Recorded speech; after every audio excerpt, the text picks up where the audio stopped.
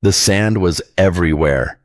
In Lieutenant James Brennan's mouth, his eyes the mechanisms of his rifle. Kuwait, February 1991, and the desert wanted to bury everything the Americans brought with them. He crouched beside the compound wall, 32 years old, and already feeling ancient in the brutal heat.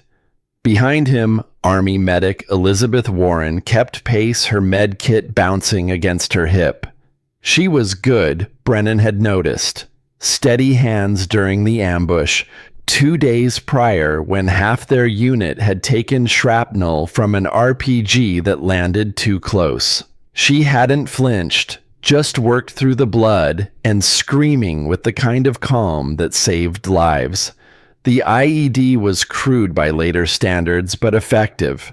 Soviet-era construction repurposed by Iraqi engineers who understood that simple often meant reliable. Brennan saw the pressure plate first, then traced the wire back to the daisy chain of artillery shells buried in the sand. Enough explosive to vaporize their entire patrol. His hands moved with practiced precision. Years of training compressed into moments of absolute focus. Cut the wrong wire. Apply pressure in the wrong sequence, and 23 soldiers would die before their families back home finished morning coffee. Warren watched from behind cover, her eyes fixed on his hands. She'd seen men die defusing devices like this, had held their hands as they bled out whispering comfort while life drained into foreign soil. Brennan's fingers found the final connection point. This was the moment. This was always the moment. The universe compressed into a single breath, a single choice, a single steady hand. The click of the disconnect sounded like salvation. Warren exhaled, probably for the first time in 3 minutes. Brennan stood wiping sweat from his face and gave the all-clear signal. The patrol moved forward, lives preserved by knowledge and nerve. 2 years later, Coronado Naval Base would host a training exercise. Lieutenant Brennan would volunteer to demonstrate advanced IED disposal techniques to a new generation of combat medics. The device would malfunction. Faulty equipment, the investigation would conclude. Tragic accident, the Navy would report. Elizabeth Warren would survive to serve another 30 years, saving countless lives with the skills she learned that day. James Brennan would die at 34, leaving behind a widow, a 3-year-old daughter with his red hair and steady hands, and a tarnished trident that would never leave his family's possession. The sand took everything eventually. But some legacies refused to stay buried. Commander Sarah Brennan stood before her office mirror, adjusting the collar of her service khakis with movements that had become ritual. 34 years old, the same age her father had been when Kuwait's sand had claimed him. The coincidence wasn't lost on her, though she'd learned long ago that dwelling on such things served no purpose. Her reflection showed the cost of 3 combat tours. A thin scar above her left eyebrow from shrapnel in Kandahar. Sun-weathered skin that no amount of California coastal living would soften. Eyes that had seen too much but refused to look away. Her hair, the same deep red her father had passed down, was pulled back in the regulation ponytail she'd worn since Bud's training. The trident pinned above her ribbon rack caught the morning light. Hers earned through 6 months of deliberate suffering that had broken men twice her size. But it was the second trident, tarnished and carefully wrapped in a small wooden box on her desk, that held her attention this morning. She opened the box, running her thumb over the oxidized metal. Her father's. The one he'd worn the day he'd saved Warren's life. The one he'd been wearing when the training device had torn him apart 2 years later.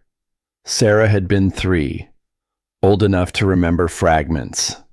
His laugh. The way he'd thrown her in the air and caught her with hands that never shook. The uniform hanging in the closet that her mother had finally boxed up when Sarah turned 12, the same year she'd announced her intention to follow him into naval special warfare. Her mother had said no. Had said hell no. had said, "Over my dead body would another Brennan throw themselves into that meat grinder." Sarah had waited 6 years, enlisted the day she turned 18, and never looked back. The trident was warm in her palm.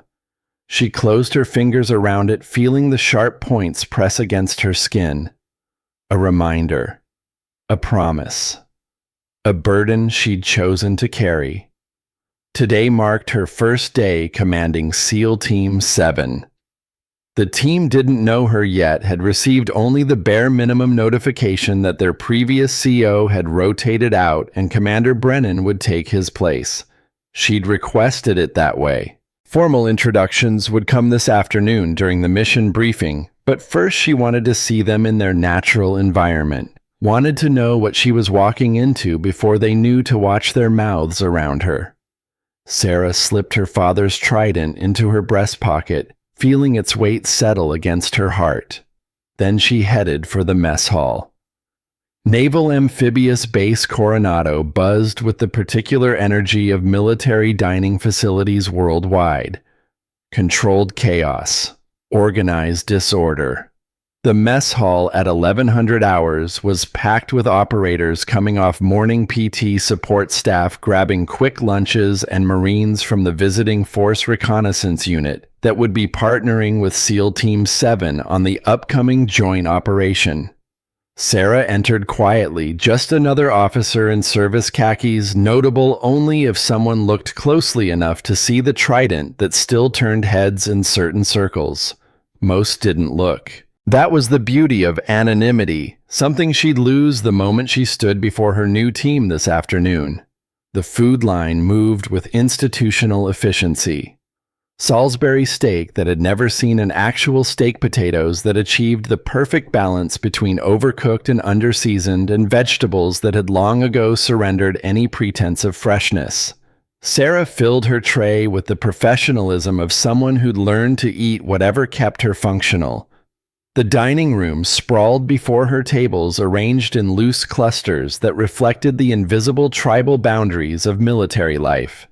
SEALs with SEALs, Marines with Marines, support staff in their own corner, the eternal outsiders looking in.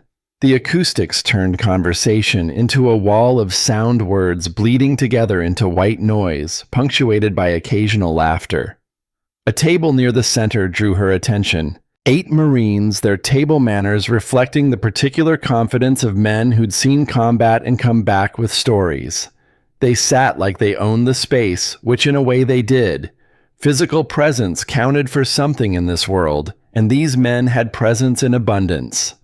The one doing most of the talking had the bearing of a senior NCO. Gunnery sergeant, if Sarah had to guess from the tattoos visible below his rolled sleeves and the way the others deferred to him. Late 20s, built like someone who treated the gym as a second religion, with a Texas accent that carried across the room. Jake Morrison. She'd seen his file that morning. 3rd-generation Marine, impeccable service record, 2 tours in Afghanistan with Force Recon. Father was a retired colonel who'd made his opinions about women in combat roles abundantly clear in several editorial pieces that had circulated through military circles. Son apparently shared the sentiment, according to the informal notes in his jacket that spoke of concerns about unit cohesion whenever female leadership was discussed. Lovely. Sarah navigated between tables, tray balanced, finding a path that would take her close enough to Morrison's group to overhear without being obvious about it. The mess hall was crowded enough that proximity meant nothing, just another body trying to find somewhere to sit. She was 3 feet from their table when Morrison's voice rose above the ambient noise. "I'm telling you, the intel's solid. 48-hour window, then we're wheels up." Sarah's steps slowed fractionally. Her morning briefing had covered the same timeline. Joint Operation SEAL Team 7 primary assault element with Marine Force Recon providing perimeter security and quick reaction force. 4 American hostages held in a mountain compound that intelligence suggested was poorly defended but strategically positioned. She moved closer, adjusting her grip on the tray. "What's the hostage situation?" one of the younger Marines asked. "4 Americans, aid workers, apparently."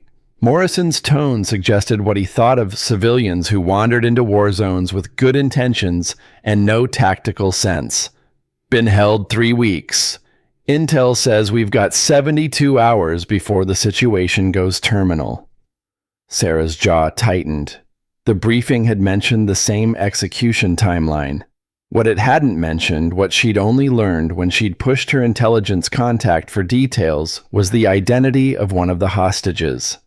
Dr. Elizabeth Warren, age 58, former Army combat medic, Desert Storm veteran. Current humanitarian worker with an NGO providing medical services in regions where Western medicine was scarce and trust was even scarcer. The woman Sarah's father had died training replacements for. The woman who'd sent a letter every year on the anniversary of James Brennan's death telling his widow and daughter about the lives she'd saved with the skills he'd helped her learn. 3 decades of letters. 3 decades of living the life James Brennan had bought with his own. This wasn't just another mission. This was personal in ways the morning briefing couldn't capture. Sarah squeezed past Morrison's table, the crowd forcing her into close proximity. She felt the tug on her ponytail before she registered the motion, a sharp backward jerk that snapped her head and sent hot anger flooding through her chest. She turned slowly, face carefully neutral, despite the rage screaming beneath her skin. Morrison had released her hair and was grinning at his companions, the casual cruelty of men who'd never faced consequences for such actions written in every line of his posture. "Whoa there, sweetheart." His Texas drawl made the endearment sound like an insult. "Admin offices are that way." He gestured vaguely toward the east side of the base. "This section's for operators." His table erupted in laughter. One of the younger Marines, barely old enough to have finished his first tour, added his contribution.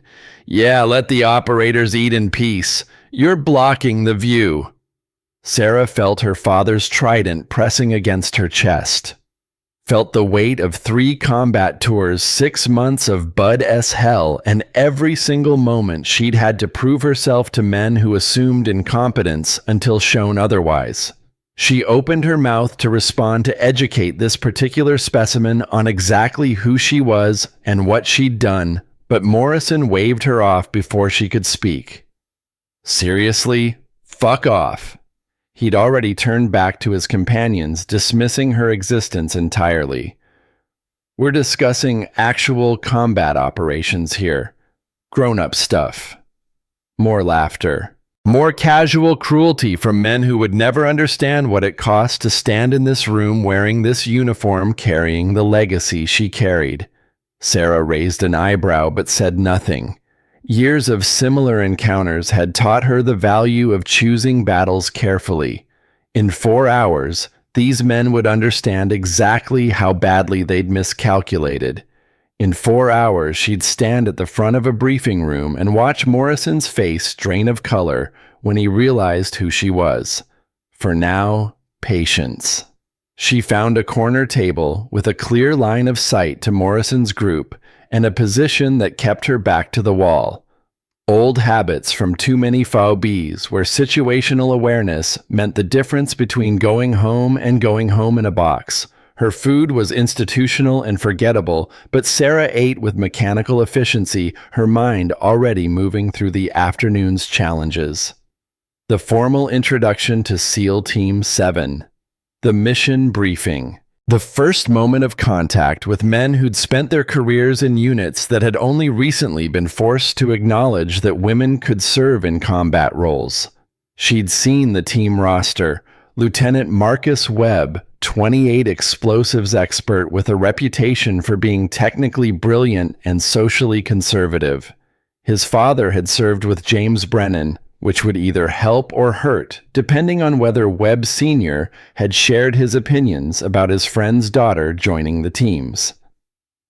Chief David Hutchison, 38 senior, enlisted with 2 decades of experience and the kind of quiet authority that came from watching young operators learn and die in equal measure. grandson of a Korean War veteran according to his file.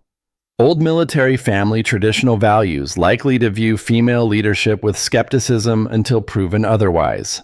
Petty Officer Kyle Jennings, 25 communications specialist from rural Wisconsin with perfect technical scores and no disciplinary issues. Unknown quantity. Could go either way. And then there was the Marine attachment. Morrison's Force Recon Unit, 8 operators including Corporal Emma Blackwell, 24 years old sniper school graduate, one of perhaps a dozen female Marine snipers currently serving. Sarah had made note of her name, specifically wondering if Blackwell faced the same casual dismissal from Morrison that Sarah had just experienced. Probably worse, actually. Morrison could ignore a passing officer. He had to work with Blackwell daily. Sarah finished her meal and checked her watch. 1,300 hours. 2 hours until the briefing. She needed to review the intelligence packet one more time, particularly the satellite imagery of the target compound. Something about the structure had tickled the back of her memory during the morning briefing, a familiar architectural pattern she couldn't quite place. She disposed of her tray, keeping her movements unhurried and unremarkable. Morrison's table had moved on to other topics, their voices loud with the particular confidence of men who believe themselves untouchable. As Sarah headed toward the exit, she allowed herself the smallest smile. Morrison had no idea what was coming. None of them did.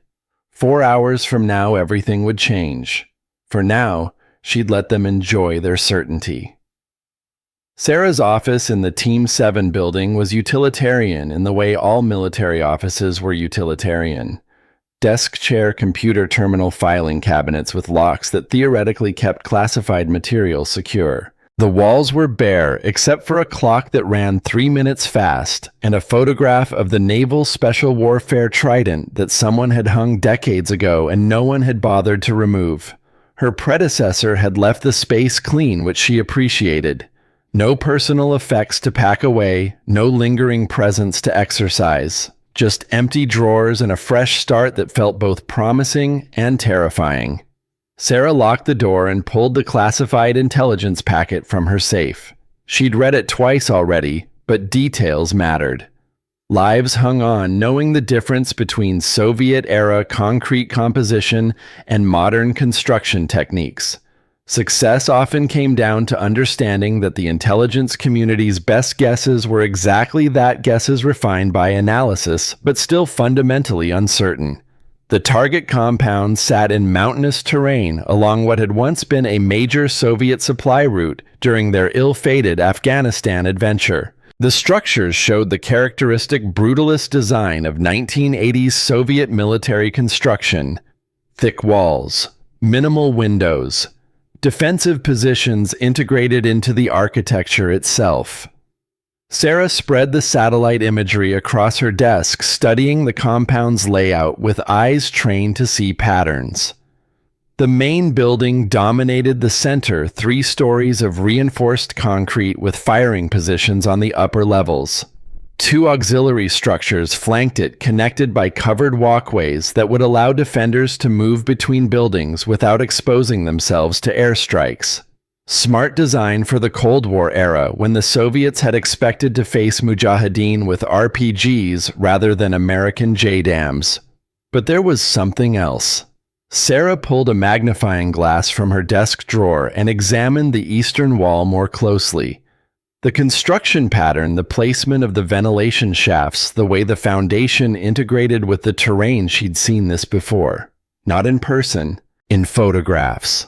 Black and white images from her grandfather's papers, archived documents her mother had finally given her after Sarah had made it through BUDS and proved she wasn't going to quit this life. Theodore Brennan had served in the Pacific during World War II, a Navy frogman before they'd formalized the term. After VJ Day, he'd been recruited by the Office of Strategic Services for post-war operations in occupied Germany. His particular specialty had been infiltrating Soviet-controlled facilities, documenting their construction and defensive methodologies, gathering intelligence that would help the West understand how the Russians built their military infrastructure. Her grandfather had died when Sarah was 10, but not before spending countless hours telling her stories about his service, about the importance of understanding your enemy not just as an adversary, but as an engineer, an architect, a human being, making rational decisions within their own framework of logic. The compound in the satellite imagery matched patterns from her grandfather's documentation. Soviet field engineers had used standardized designs across multiple theaters, copying what worked and adapting only slightly for local conditions. If this compound followed the standard template, and the imagery suggested it did, then there would be features the current intelligence assessment had missed. Maintenance tunnels, specifically. The Soviets had built their facilities with the assumption that they might need to evacuate under fire or move supplies without being observed. Every major compound included underground passages connecting to egress points outside the primary defensive perimeter. Intelligence hadn't mentioned tunnels. The briefing materials included no assessment of below-ground infrastructure. Either the analysts had missed it, or the satellite imagery wasn't sophisticated enough to detect what lay beneath several feet of rock and earth. Sarah made a note in her mission planning file. Potential egress route not in current intel assessment. Requires ground confirmation, but should be considered during tactical planning. It was the kind of detail that might mean nothing. Or it might mean the difference between extraction under fire and dying in a collapsed building with no way out. She checked her watch again. 1400 hours. 1 hour until showtime. Sarah stood and moved to the small mirror mounted inside her locker door. Her uniform was impeccable as always. Ribbons in perfect alignment trident polished to a subdued shine that wouldn't reflect light during night operations. Hair regulation tight in its ponytail. She reached for her father's trident, the tarnished metal warm from spending the day against her heart. For a moment, she considered pinning it beside her own. A visible reminder of legacy, of sacrifice, of the price her family had already paid for service. No. That wasn't today's message. Today was about command, about establishing herself as the operator who would lead SEAL Team 7 into harm's way and bring them home alive. Her father's memory could wait for quieter moments. Sarah returned the trident to its box and locked her safe. Then she gathered her briefing materials, took one last look in the mirror, and headed for the building where her new team was already gathering. Time to meet the men who would decide whether she was their commander or just another diversity checkbox the Navy was forcing them to tolerate. The briefing room could hold 50 personnel comfortably. Today it held 23, and the tension made it feel like twice that number. Sarah arrived early, entering through a side door that let her assess the room before anyone noticed her presence. The seating arrangement told her everything she needed to know about tribal allegiances and existing power structures. SEAL Team 7 occupied the front rows. 6 men, various ages and ranks, sitting with the loose confidence of operators who'd worked together long enough to develop their own unspoken communication patterns. They talked quietly among themselves, voices low enough that Sarah couldn't make out specific words, but loud enough to convey that they weren't particularly concerned about whoever was about to take command. The Marines sat behind them, Morrison's Force Recon Unit, maintaining the separation between services that would need to be bridged before they deployed together. Morrison himself sat in the center of his group, still eating another protein bar, apparently his constant companion while holding court with the same casual authority he'd displayed in the mess hall. He hadn't seen her yet. None of them had. Sarah moved to the front of the room, setting her briefing materials on the podium with enough noise to draw attention without seeming to demand it. Conversations died in waves as operators looked up and registered her presence. She watched Morrison's face, watched the exact moment recognition hit him like a claymore mine at close range. The protein bar stopped halfway to his mouth. His complexion went from sun-weathered tan to ash gray in the span of 2 heartbeats. The wrapper slipped from his fingers and fell to the floor, forgotten. Sarah let the silence stretch. Let them all understand that something significant was happening, even if most of them didn't yet know what. Then she spoke, her voice carrying the particular authority of someone who'd earned the right to command through blood and competence rather than rank alone. "Good afternoon. I'm Commander Sarah Brennan, SEAL Team 7.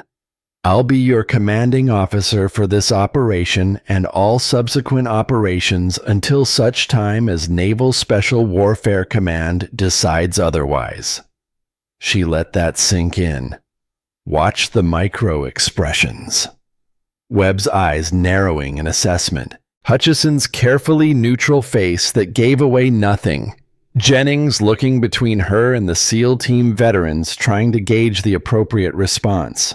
Morrison looked like he wanted the floor to open and swallow him whole. "We deploy at 0400 tomorrow. Wheels up from North Island, target insertion 4300 hours local time. The mission is straightforward, but time-sensitive."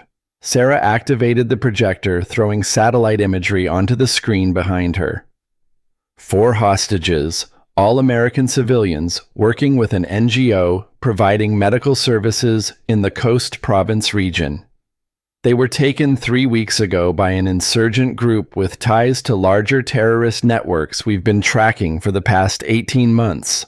She zoomed in on the compound, highlighting key defensive positions.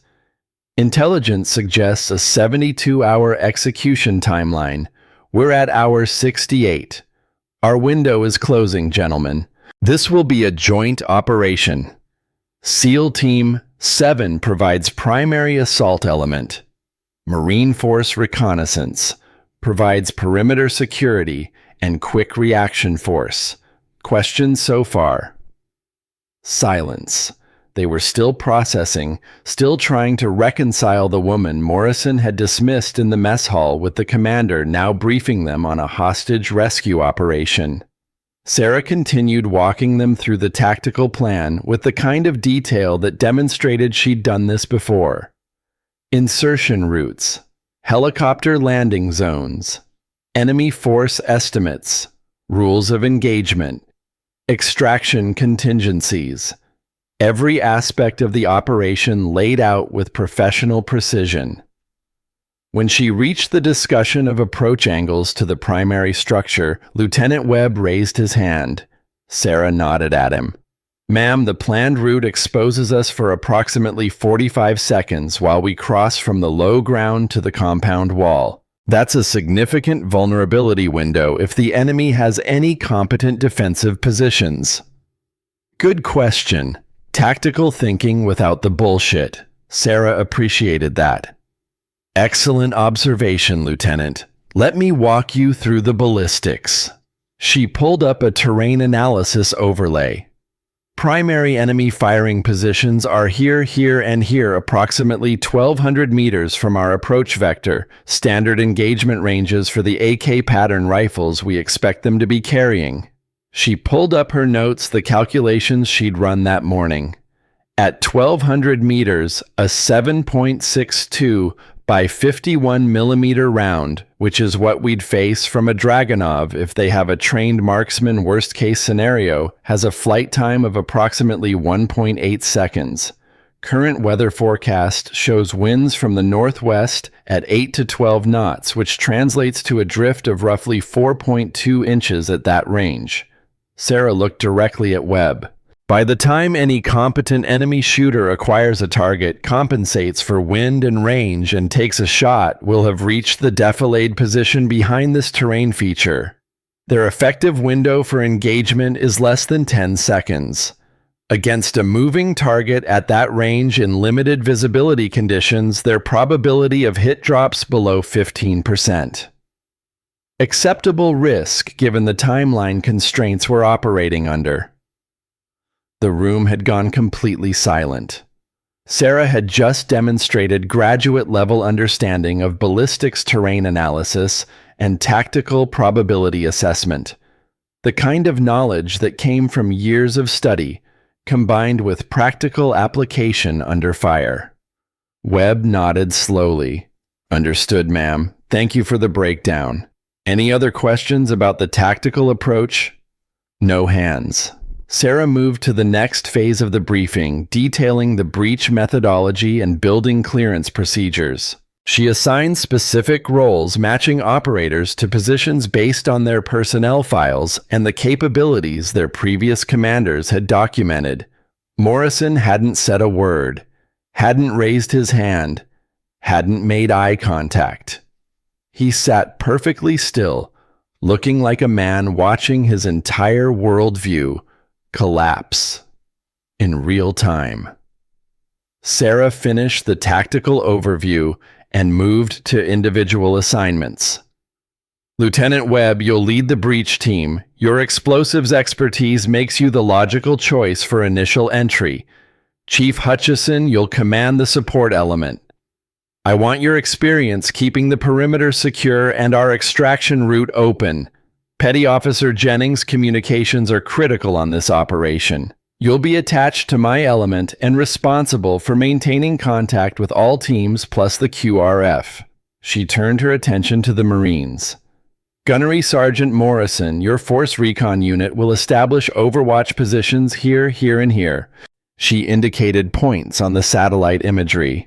You'll provide suppressive fire during our approach and cover our extraction. You'll also serve as the quick reaction force if the situation develops in ways we haven't anticipated. Clear. Morrison's voice came out rough, like he was forcing words through a throat that wanted to stay closed. Crystal clear, ma'am. Good. Sarah locked eyes with him, letting him see that she remembered the mess hall, remembered the hair pulling and the dismissal and the casual cruelty. Letting him understand that she was professional enough not to let it affect the mission, but not so professional that she'd forgotten. One more thing before we break for individual team briefs. Sarah pulled up the hostage photographs. 4 faces filled the screen. 3, she didn't recognize young aid workers who'd believed they could make a difference in a part of the world that ate idealists for breakfast. The 4th face she knew from 3 decades of photographs. Dr. Elizabeth Warren, 58 years old, former Army combat medic with service in Desert Storm. She's been operating in the region for 5 years, providing medical training to local healthcare workers. Intelligence suggests she was the primary target, the others were simply in the wrong place at the wrong time.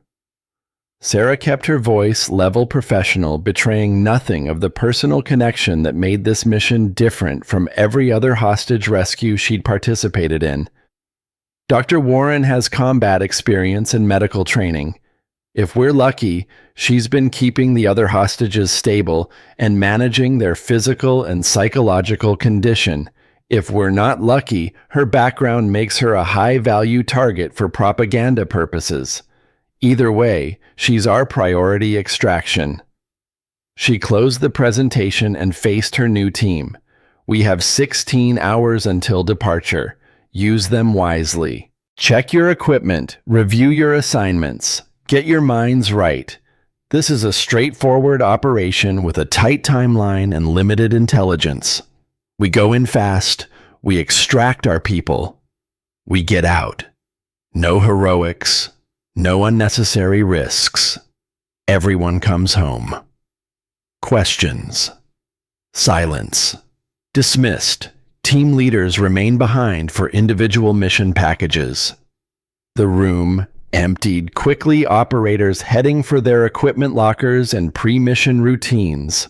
Morrison was among the first out the door, moving with the urgency of someone who desperately needed to be anywhere else.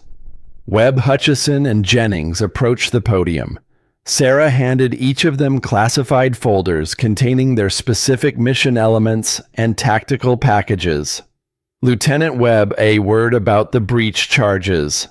Ma'am, the compound walls are Soviet-era construction, likely reinforced concrete with aggregate that includes limestone from local quarries.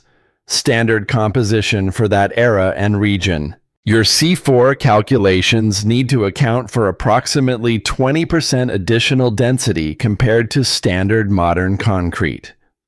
Undershoot the charge and we're stuck outside. Overshoot and we risk structural collapse that could trap or kill the hostages. Webb opened his folder and checked the specifications she'd included. His eyes widened slightly. This is very specific intelligence, Commander.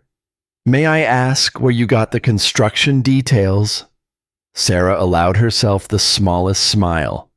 My grandfather spent time in occupied Germany after World War II documenting Soviet construction methodologies for the OSS.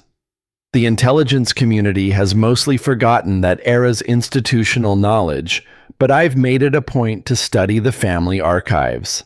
Soviet field engineers used standardized designs across multiple theaters. If this compound matches the pattern and the imagery suggests it does, then these specifications should be accurate. Webb nodded slowly, a respect evident in his expression. Understood, ma'am.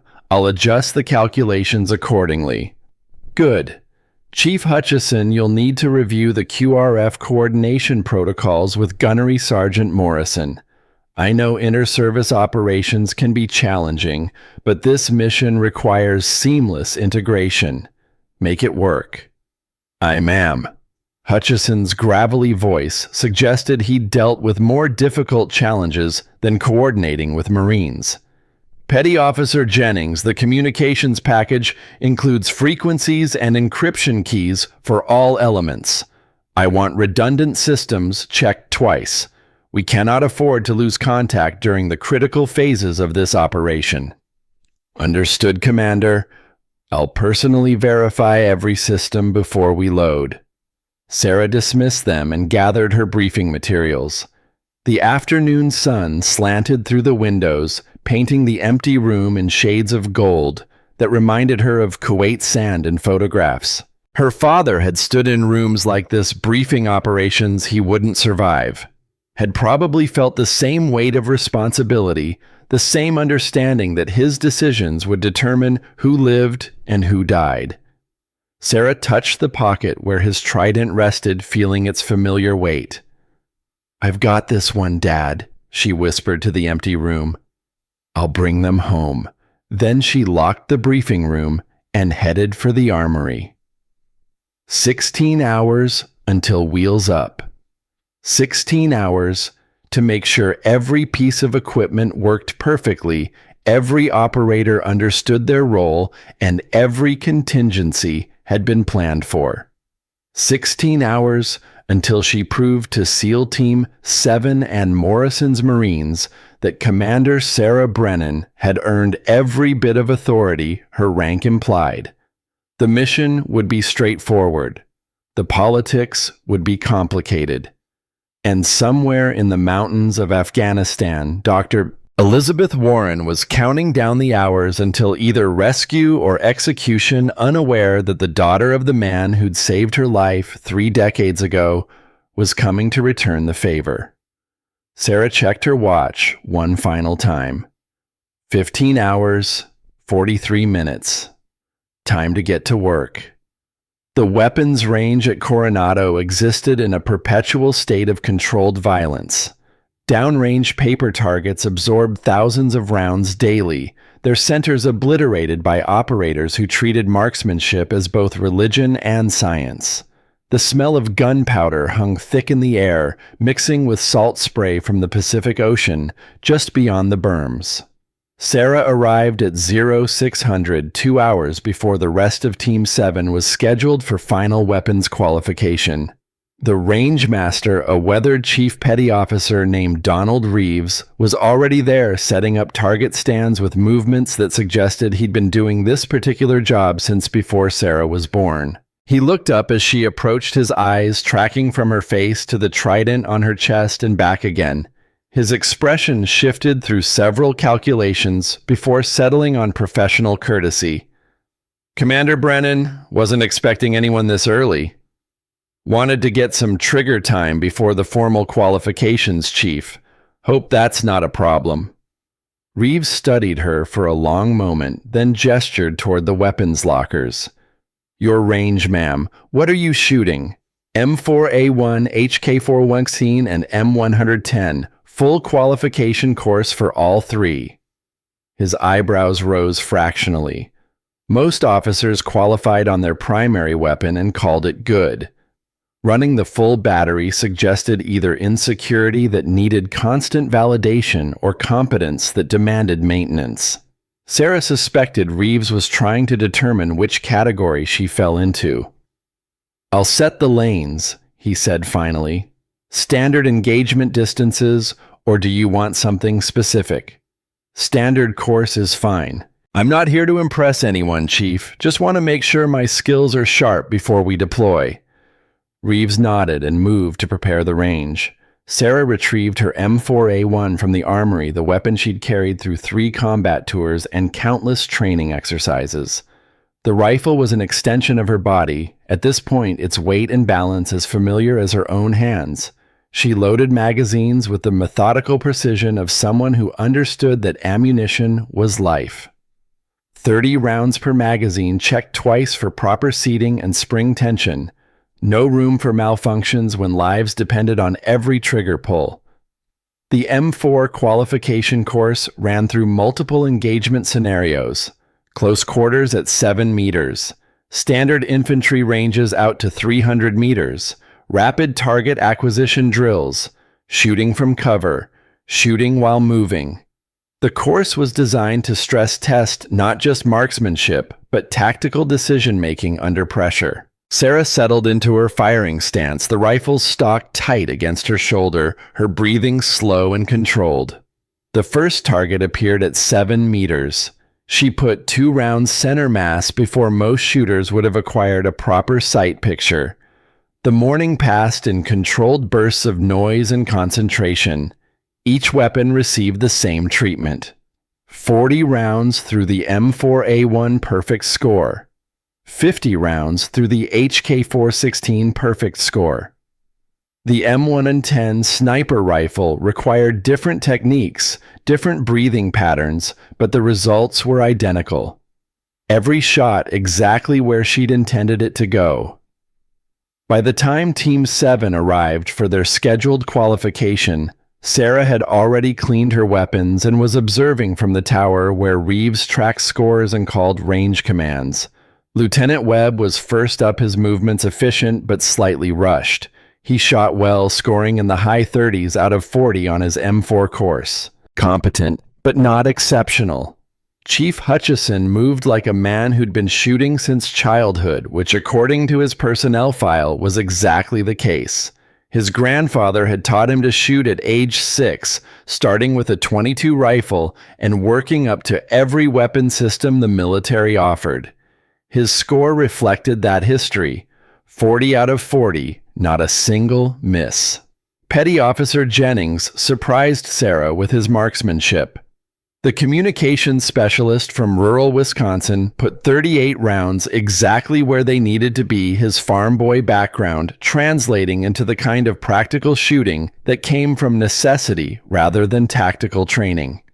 The Marines arrived as Team 7 finished Morrison's Force Recon unit, moving with the aggressive confidence of men who believe themselves the apex predators of the military food chain.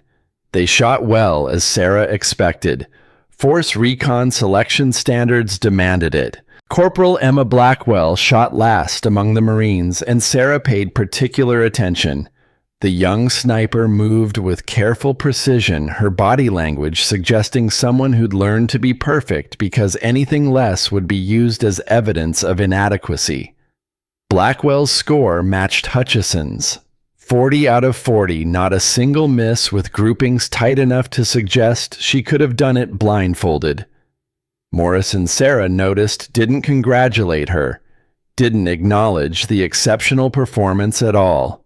He simply moved to the next lane and began his own qualification as if Blackwell's competence was somehow threatening rather than commendable. Sarah descended from the tower as the Marines finished their quals. She walked to where her M4A1 stood in its rack, removed it, and without announcement moved to the lane beside Morrison. Conversations stopped.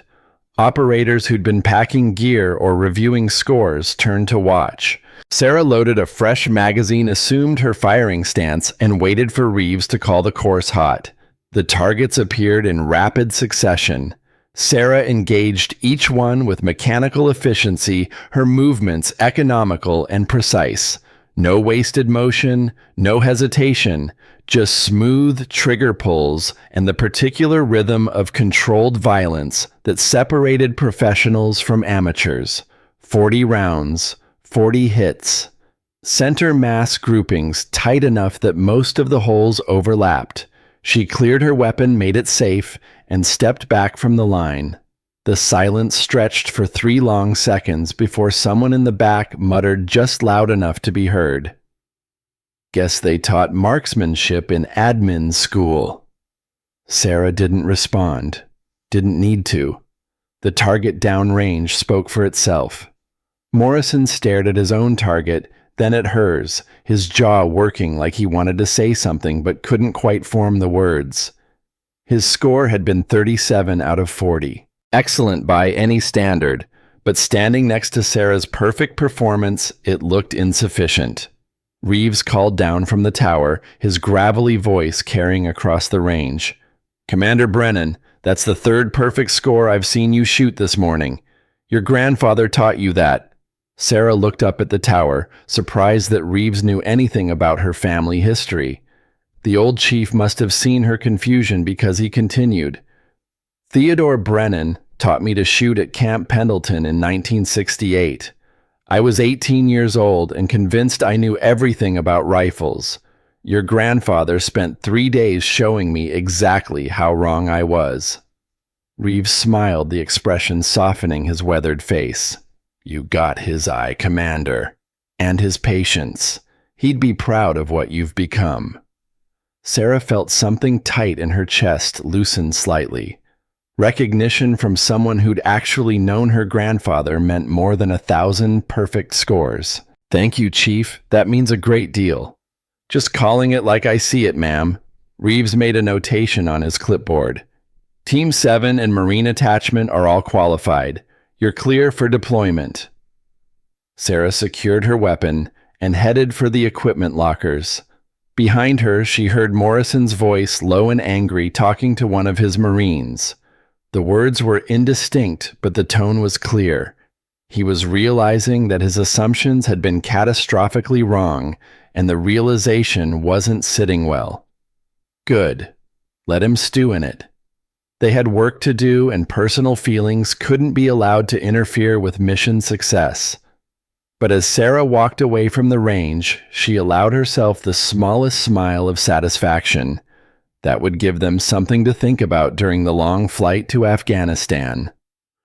Sarah reviewed Webb's breach calculations one final time in the mission planning room. The Soviet construction analysis checked out. Everything was ready. 6 hours until wheels up. Time to get some rest before everything started moving too fast to think. She pulled out her phone and scrolled to a photo she'd taken years ago. Her father's dress uniform laid out on her mother's bed the day they'd buried him with full military honors. Sarah had been too young to attend the funeral, too young to understand what it meant that he wasn't coming home. But she'd taken the photo anyway, some instinct telling her to preserve the memory before it was packed away. The uniform in the photo looked impossibly large, larger than the man she barely remembered. But the trident pinned above the ribbons that was exactly the right size, the same size as the one pressing against her heart right now. "I'll bring them home, Dad," she whispered to the empty room. "I'll bring all of them home." Then she locked the mission planning room and headed for the barracks. 6 hours until wheels up. Time to get some rest before everything started moving too fast to think. The MH-60 Black Hawk helicopters sat on the tarmac at Naval Air Station North Island, their rotors still and silent in the pre-dawn darkness. Crew chiefs performed final inspections, checking fuel systems and weapons mounts with the methodical precision of people who understood that small oversights could become fatal failures at 8,000 feet. Sarah arrived at the staging area at 0330, 30 minutes before the scheduled departure. The rest of Team 7 was already there, operators moving through pre-flight rituals with practiced efficiency. Some checked weapons for the third or fourth time. Others stood quietly, headphones in, listening to whatever music helped them transition from peacetime to combat mindset. Webb approached her, his face painted with camouflage that made him look simultaneously younger and older. "All charges prepared and loaded, ma'am. Triple-check the calculations per your specifications." "Good. Remember, if the wall composition doesn't match our assessment, don't hesitate to adjust on the ground. I'd rather take extra time getting the breach right than blow through into a structural collapse." "Understood, Commander." Morrison's Marines loaded into their designated aircraft, the Force Recon Unit moving with their own particular brand of controlled aggression. Blackwell carried her M110 sniper rifle with the careful attention of someone who knew her weapon was the difference between successful overwatch and dead teammates. Morrison caught Sarah's eye across the tarmac. He didn't nod, didn't acknowledge her in any way, just held her gaze for a moment before boarding his aircraft. His expression was unreadable beneath the camouflage paint. At 0355, the flight commander gave the signal to board. Sarah climbed into her designated Black Hawk, settling into the troop seat with practiced movements. The helicopter could carry 11 passengers in addition to crew, but today it held only 8. Team 7's assault element, compact and lethal. The turbines spooled up their rising whine, cutting through the night. Sarah felt the familiar vibration through the airframe, the particular frequency that meant they were about to leave the ground. She touched her father's trident one last time, then pulled on her helmet and checked her communications. Valkyrie 6 to all elements comms check. One by one, her team responded. Webb, Hutchison, Jennings, the rest of the assault element. Then Morrison's gravelly voice from the second aircraft. Reaper 1-6 solid copy. Good. Maintain radio discipline during transit. We'll switch to tactical frequency at IP. Flight time approximately 4 hours. Refuel stop in Turkey. Get some rest while you can. The helicopters lifted into the darkness, leaving California behind. Through the open door, Sarah watched the lights of San Diego recede into pinpoints, then disappear entirely as they flew over open ocean. 4 hours to the refuel stop. Then another 6 hours to the border insertion point. Then the mission would begin, and all the planning and preparation would distill into moments of controlled violence that would determine whether 4 hostages lived or died. Jennings sat across from her, his young face serious beneath the helmet. He caught her looking and gave a slight nod, trying for confident but achieving somewhere closer to determined. Sarah smiled behind her face mask. That was the thing about combat operations. Everyone was scared. The professionals just learned to function despite the fear. She closed her eyes and let the helicopter's vibration lull her into the light sleep that operators learn to achieve anywhere, anytime. Rest was a weapon as important as ammunition.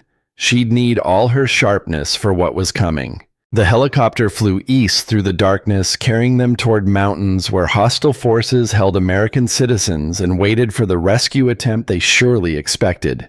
Everything depended on speed, surprise, and the willingness to do violence more effectively than the enemy could respond. Sarah's last conscious thought before sleep claimed her was of Dr. Elizabeth Warren, somewhere in those mountains, counting down the hours until execution or rescue. Unaware that James Brennan's daughter was coming to finish what her father had started 3 decades ago in different sand, under different circumstances, but with the same unwavering commitment to bringing Americans home. The helicopters flew on through the night, carrying Sarah toward the moment that would define her command and prove whether she truly earned the right to wear her father's legacy. The refuel stop in Turkey passed in a blur of organized chaos. Fuel trucks, security perimeters, intelligence updates that changed nothing substantive but added minor details to their tactical picture. Sarah used the 30-minute stop to review satellite imagery one more time, looking for changes in the compound's defensive posture. Nothing obvious. The enemy either didn't know they were coming or was confident enough in their defensive position not to bother with additional preparations. Sarah hoped for the former, but planned for the latter. The second leg of the flight took them into darker skies, leaving the lights of civilization behind for the mountainous terrain of Afghanistan. The landscape below was invisible in the pre-dawn darkness, but Sarah knew it intimately from previous deployments. Harsh valleys, peaks that scraped 10,000 feet, rivers that ran seasonal and angry. Beautiful country if you could ignore the centuries of blood soaked into its soil. At 04:15 local time, they crossed into Afghan airspace. The helicopters dropped to nap of the Earth altitude following terrain contours to avoid radar detection. The flight became rougher, the aircraft banking and diving to maintain their low profile. Sarah felt her stomach protest the aggressive maneuvering but forced it down through sheer will. Air sickness was for rookies. She was a SEAL commander bringing her people into harm's way. No room for weakness, real or perceived. Valkyrie 6. "This is Overwatch," crackled her radio. ISR assets overhead watching their approach and the target area simultaneously. Target area shows no change from last assessment. Estimate 4 to 6 enemy personnel, visible possibly more inside structures. No heavy weapons visible. Copy Overwatch. Maintain surveillance and advise of any changes. Roger Valkyrie 6. Good hunting. Sarah switched to the team frequency. All elements IP in 2 minutes. Switch to tactical frequency and maintain noise discipline. Remember your assignments. We go in fast, extract the hostages and get out. No heroics. Everyone comes home. The acknowledgments came in terse professional bursts. Her people were ready. The helicopters banked hard following the pre-planned insertion route that would bring them to a landing zone 2 kilometers from the target. Close enough to reach on foot, quickly far enough that the sound of the helicopters wouldn't alert the enemy to their exact position. Sarah felt the familiar pre-combat clarity settling over her. Fear didn't disappear. Anyone who said they weren't afraid before combat was either lying or sociopathic. But fear became something manageable, something that sharpened focus instead of paralyzing it. 1 minute to LZ, the crew chief announced. Sarah checked her rifle one final time. M4A1 30 rounds loaded, additional magazines in her vest. Sidearm secured.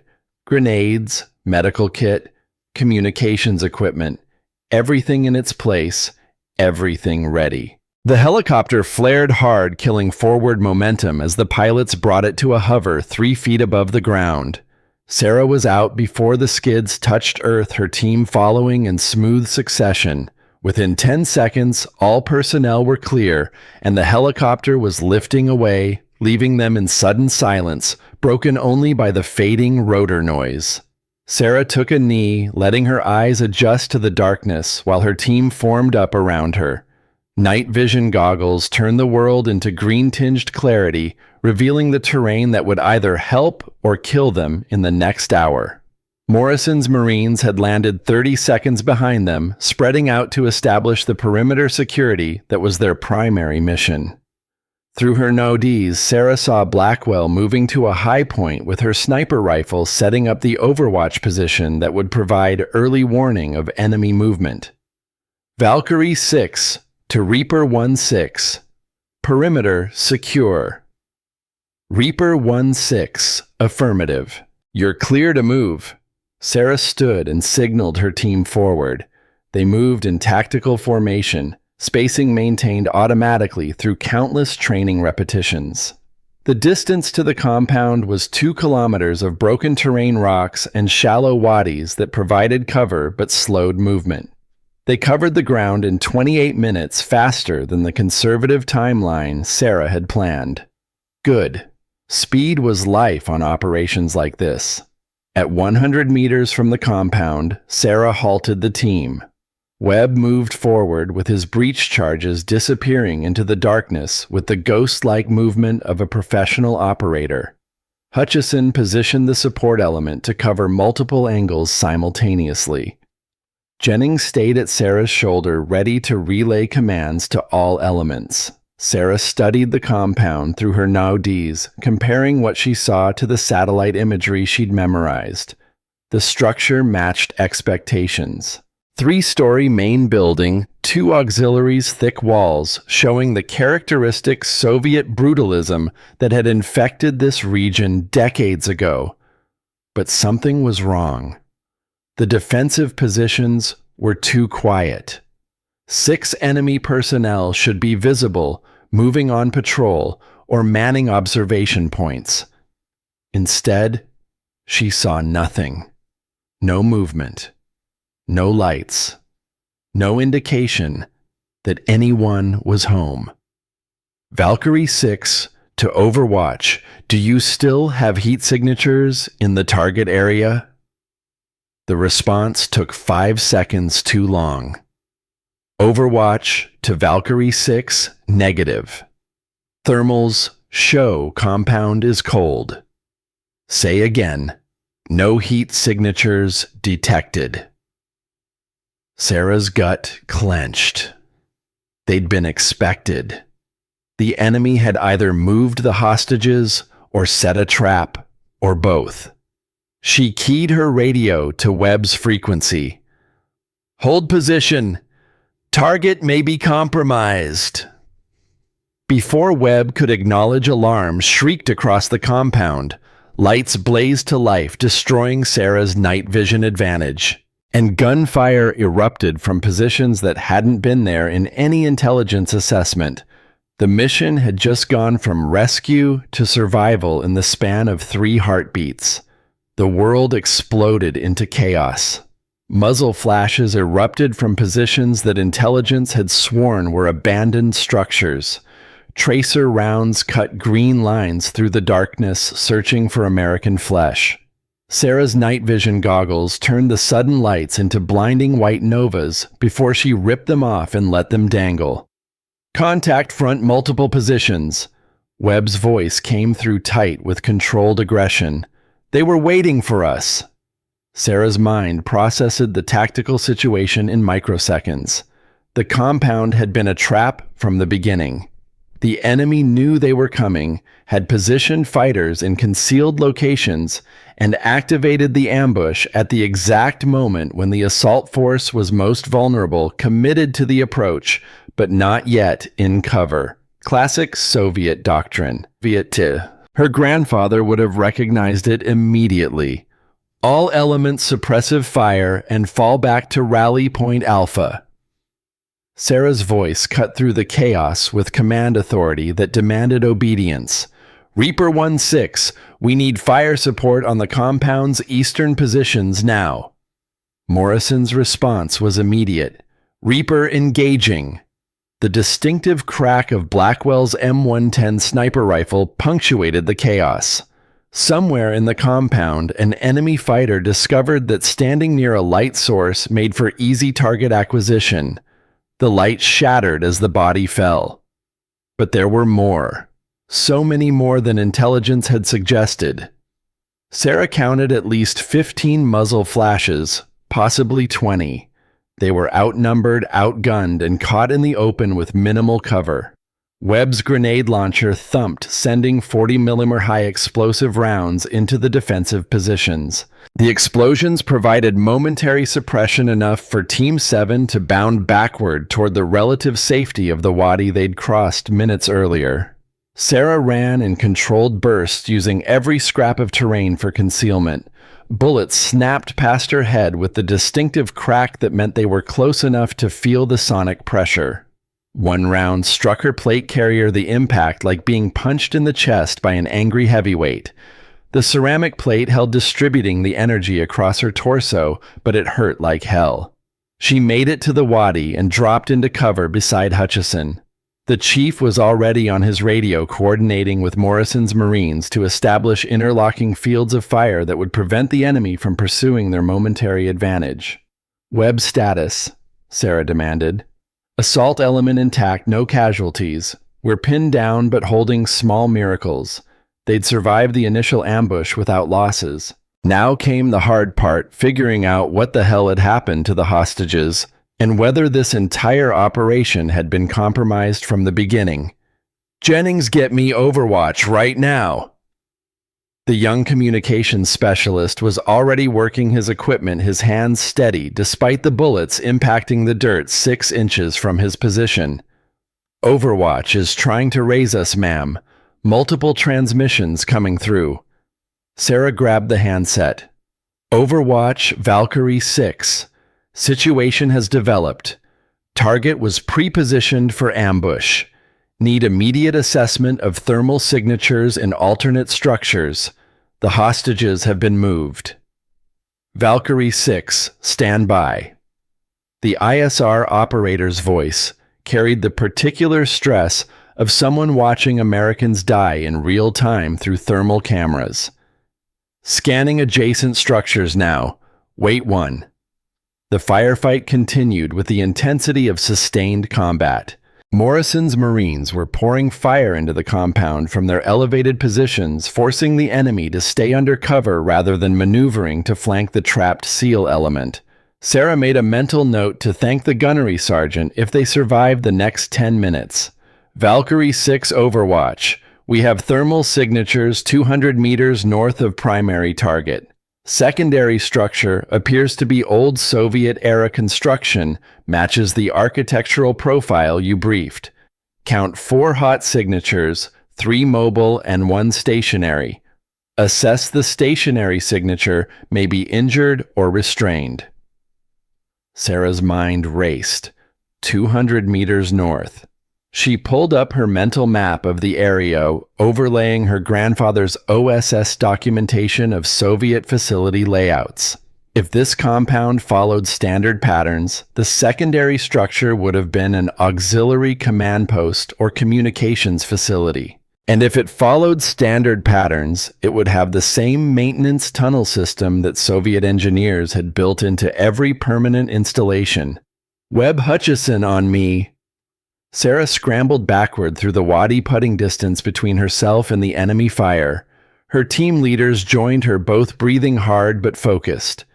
The hostages aren't in the main compound. They're in a secondary structure 200 meters north. Intelligence missed it because it wasn't part of the primary target assessment. Webb wiped blood from his face where shrapnel had opened a shallow cut across his cheek. "How do we get there without fighting through the entire enemy force?" Sarah pulled out her laminated map and pointed to the topography.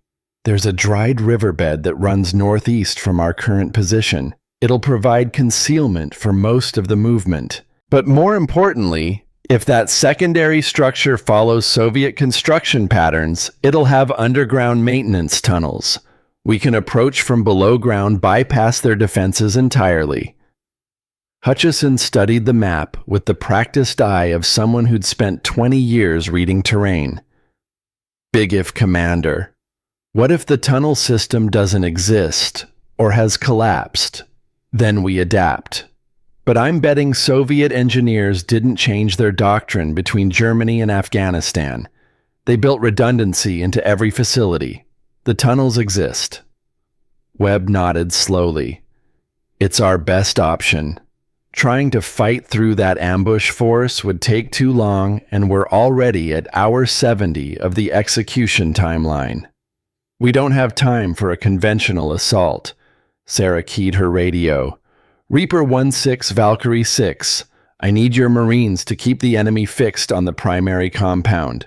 Make them think we're preparing for a second assault attempt. Can you sustain that for 30 mics? Morrison's response carried the strain of someone under heavy fire. Affirmative, Valkyrie 6. We'll keep them busy. But 30 minutes is pushing it. We're expending ammunition faster than I'd like. Understood. Use fire discipline but maintain pressure. We're moving to the alternate location. We'll advise when we have the hostages. Roger. Reaper out. Sarah turned to her team. We move in 5 mics. Webb, you're on point with breach charges ready. Hutchison, bring the support element and cover our 6. Jennings stays with me for communications. Questions? No one spoke. They were professionals. They understood that sometimes missions deviated so far from the plan that the plan became irrelevant. What mattered was adapting faster than the enemy could respond. Sarah led her reduced team northeast through the wadi, using the terrain to mask their movement from the enemy positions still engaged with Morrison's Marines. The sound of sustained firefight provided audio cover for their movement. Every bullet the enemy fired at Morrison was a bullet not fired at her team. The riverbed twisted through broken terrain, sometimes offering perfect concealment and sometimes forcing them to low crawl across exposed sections while rounds impacted nearby. Sarah's shoulders burned from the weight of her equipment. Her knees protested the rough stone, but she kept moving. Pain was temporary. Failure was permanent. After 18 minutes of movement that felt like hours, they reached the position Overwatch had identified. The structure was smaller than the main compound, partially collapsed on one side, seemingly abandoned. But thermal imaging didn't lie. 4 heat signatures inside meant hostages or guards or both. Sarah studied the building through her rifle scope. Soviet construction, definitely. The characteristic brutalist design, thick walls, minimal windows. But something about the foundation caught her attention. A ventilation shaft barely visible in the pre-dawn darkness protruding from the ground 30 meters from the main structure. Exactly where maintenance tunnel access would be if Soviet engineers had followed their standard template. Webb, see that ventilation shaft? The lieutenant tracked where she was pointing. Affirmative. You think that's tunnel access? Only one way to find out. Take Petty Officer Reynolds and check it. If it leads underground, that's our entry point. If not, we go to Plan B. What's Plan B, ma'am? I'm working on it. Move. Webb and Reynolds disappeared into the darkness, approaching the ventilation shaft with weapons ready. Sarah watched through her scope, providing overwatch while simultaneously monitoring the ongoing firefight at the main compound through her radio. Morrison's Marines were holding, but barely. The enemy had realized the initial assault had failed and was beginning to probe for weaknesses in the Marine defensive positions. If they found one, if they managed to flank Morrison's unit, the entire operation would collapse into a fighting retreat that might leave hostages and operators dead. Commander, you need to see this. Webb's voice carried excitement and vindication in equal measure. The shaft connects to a tunnel system. Looks intact Soviet construction throughout. It runs directly under the target structure. Sarah allowed herself 3 seconds of satisfaction. Her grandfather's documentation had been right. Decades-old intelligence preserved in family archives that the modern intelligence community had forgotten had just provided the tactical advantage that might save 4 lives. Outstanding. Webb, take the breach team and prepare charges for underground entry. I want us coming up through their floor before they realize we're there. Aye, ma'am, but Commander, the tunnel is tight. We'll have to move single file, and if there's any resistance inside, we'll be in a fatal funnel with no room to maneuver. I know, that's why I'm going first. You follow with charges ready. If we encounter obstacles, we breach through them. No stopping, no hesitation. We're committed now. Sarah moved to the ventilation shaft, her heart rate elevated but controlled. This was the moment. Everything came down to whether Soviet engineers had maintained consistent design patterns across 4,000 miles and 4 decades. The shaft dropped 6 feet to a concrete floor. Sarah lowered herself carefully, her rifle preceding her into darkness that her weapon light turned into harsh shadows and uncertain angles. The tunnel stretched in both directions, maybe 4 feet high and 3 feet wide.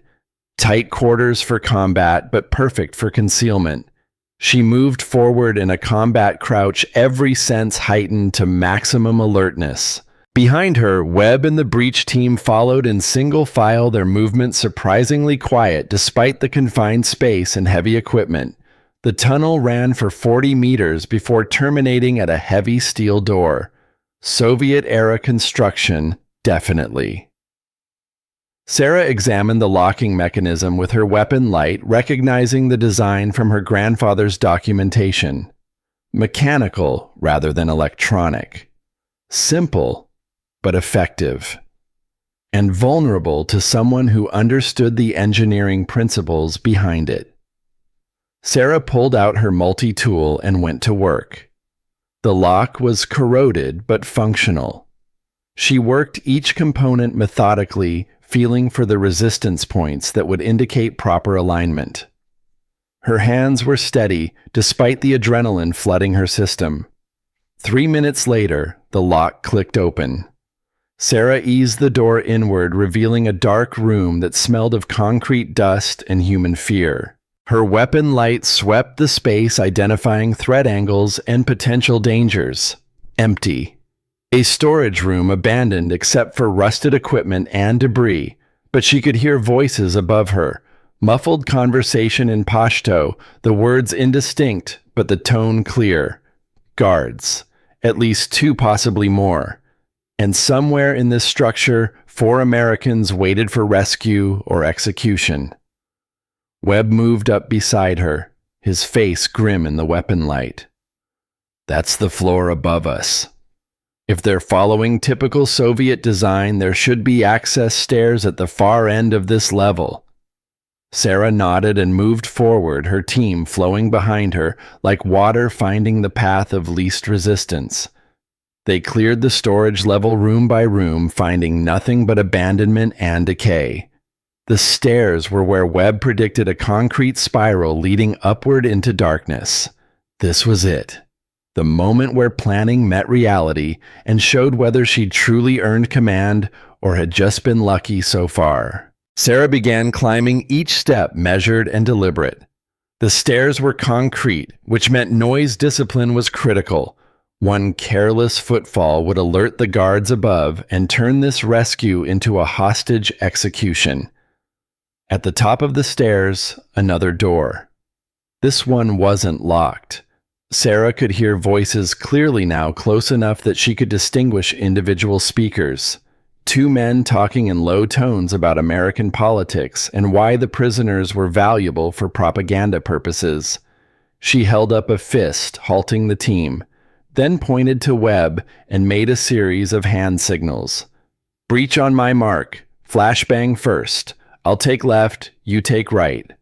Webb nodded and moved into position. Sarah counted down from 3 on her fingers. 3, 2, 1. The door exploded inward. Webb's flashbang detonated with a disorienting blast that turned the room into temporary chaos. Sarah was through the door before the light had faded, her rifle up and tracking for targets. 2 guards, exactly as she'd predicted, both temporarily blinded and disoriented by the flashbang, both reaching for weapons they'd never get to raise. Sarah's first shot took the left guard center mass. Her second shot followed so quickly it sounded like one long pull. The guard dropped without firing a shot. Webb's target fell half a second later, similar placement, similar efficiency. The room cleared in under 3 seconds. Professional violence executed with the precision of years of training. And there in the corner of the room, 4 Americans huddled together in conditions that made Sarah's blood boil. 3 were young late 20s or early 30s aid workers who'd believed they could make a difference in a war zone that didn't want their help. They were dirty, malnourished, showing signs of rough treatment, but nothing immediately life-threatening. The 4th hostage was older. Gray hair, weathered face, eyes that had seen too much suffering. She sat apart from the others, her left leg clearly injured and infected based on the crude bandaging and fever flush across her face. Dr. Elizabeth Warren, the woman James Brennan had died training replacements for. The woman who'd sent letters for 30 years telling his family about the lives she'd saved with skills he'd helped her learn. Recognition flashed in Warren's eyes as Sarah approached. Something about the face, the bearing the way Sarah moved, triggered memories from 3 decades ago. Chen, Warren's voice was hoarse from dehydration and infection.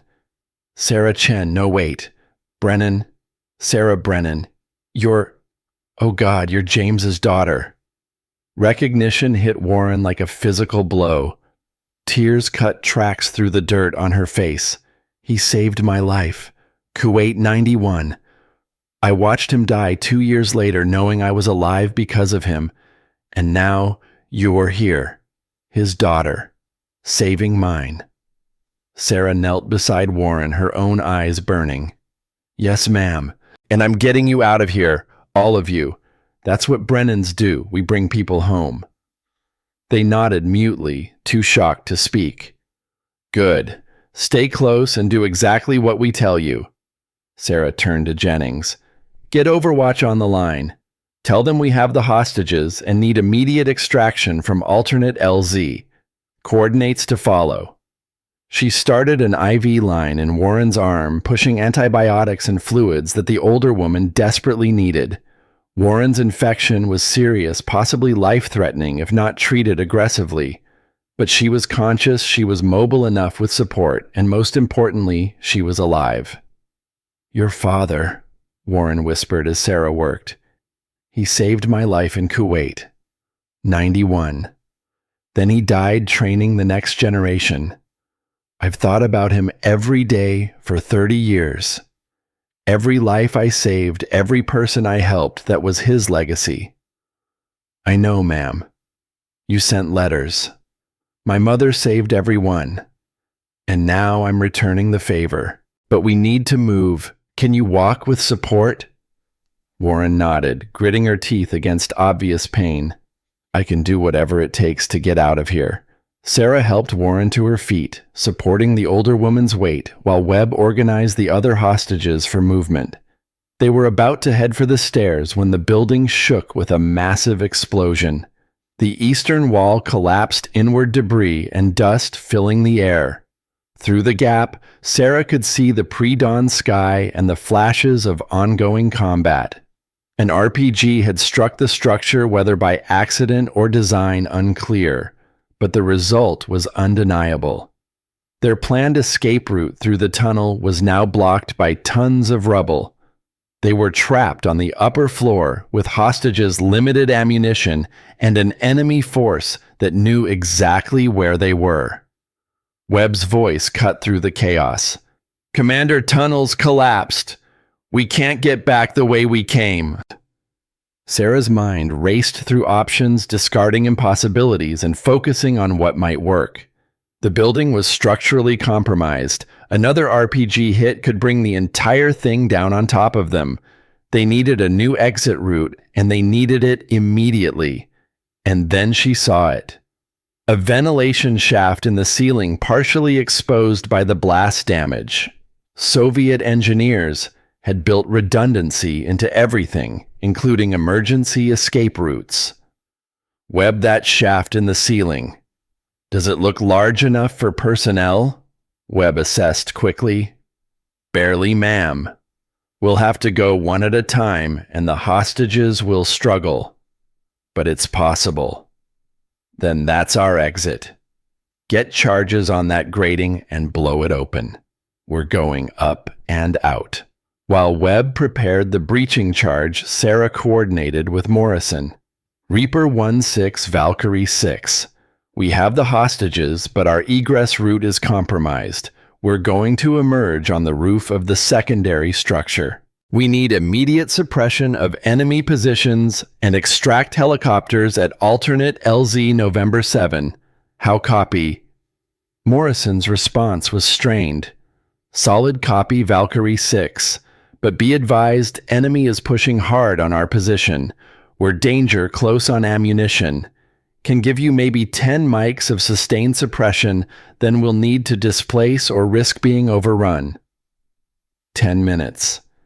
They had 10 minutes to get 4 hostages and 8 operators through a ventilation shaft across a damaged roof and to an evacuation point while under fire from an enemy that outnumbered them 3-1. Sarah touched her father's trident through her plate carrier. Then we make it work. Stand by for our emergency. Webb's charge detonated with a sharp crack, blowing the ventilation grating clean off. The shaft beyond looked barely wide enough for a person, let alone someone carrying equipment. Hostages first, Sarah ordered. Webb, you boost them up. Hutchison, you're receiving on the roof. Get them to the LZ as fast as possible. The young aid workers went first, fear overcoming hesitation, as Webb literally shoved them up into the shaft. They scrambled through with the desperate strength of people who knew death was the alternative. Warren went last among the hostages, her injured leg making the climb agonizing. Sarah supported from below while Webb pushed, basically forcing the older woman up into darkness. Warren's pained grunts echoed down the shaft, but she kept moving. Then the SEAL element began their climb. One by one, operators squeezed through the impossibly tight space, dragging equipment that threatened to catch on every projection and edge. Sarah went last, as commanders should. She was about to enter the shaft when gunfire erupted inside the room. The door they'd breached minutes earlier exploded inward as enemy fighters realized where the Americans had gone.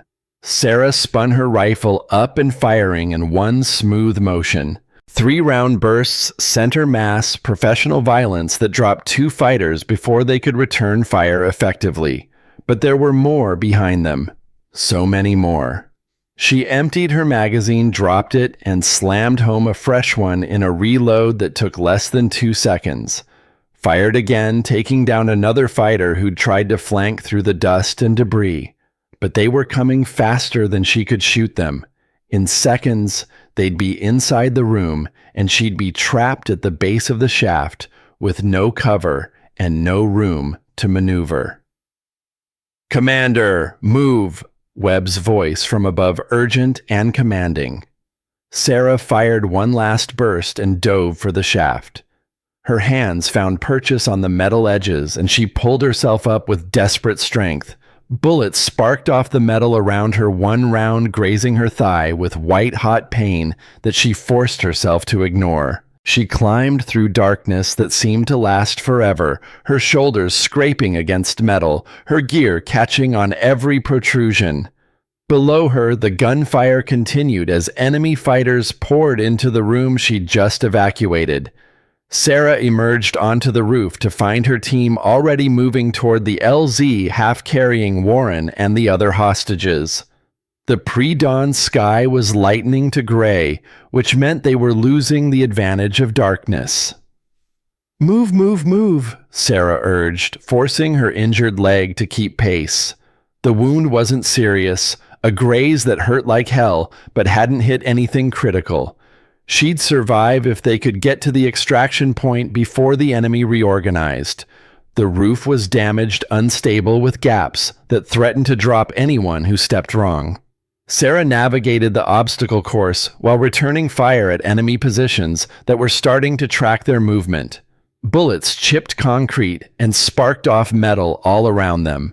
They reached the edge of the roof, and Sarah saw their next problem. 10 feet down to ground level, which might as well have been 100 for injured hostages and operators carrying heavy equipment. "Rope," Sarah shouted. "We need rope for the hostages." Hutchison was already on it, securing a line to a structural support that looked questionable but was their only option. The hostages descended one by one, their movements painful and slow but ultimately successful. Warren went last, her infected leg making the descent a nightmare of pain and determination. Sarah watched the older woman force herself down the rope, remembering the stories her grandfather had told about combat medics in the Pacific. The toughness required to survive in that world. Warren had that toughness. 30 years of humanitarian work in war zones hadn't softened her, had just refined the steel into something harder. Sarah was about to follow when a bullet struck her shoulder, the impact spinning her sideways. Her plate carrier took most of the energy, but the round had hit the edge where ceramic met soft armor. Pain exploded across her shoulder and upper chest. She felt blood running down inside her uniform. She looked up and saw the source. An enemy sniper positioned on higher ground with a clear line of sight to the LZ. As she watched, the sniper adjusted his aim toward the hostages who were now completely exposed on the ground below. Sarah made the calculation instantly.